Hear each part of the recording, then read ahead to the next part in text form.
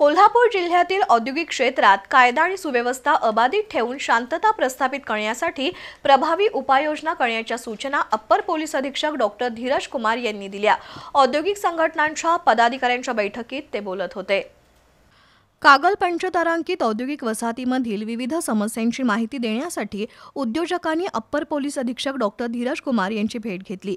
मोहन कुशिरे यांनी समस्या मांडल्या। सुरेश क्षीरसागर, अमृत यादव, संजय जोशी, भावेश पटेल उपस्थित होते। पंचतारांकित औद्योगिक वसाहतीमध्ये पोलीस गस्त वाढवावी, 5 स्टार MIDC मध्ये पोलीस चौकी मंजूर करावी, लक्ष्मी टेकडी परिसरात वारंवार होणारे अपघात रोखण्यासाठी नियोजन करावं, अतिक्रमणं हटवावीत अशा मागण्यांचं निवेदन देण्यात आलं।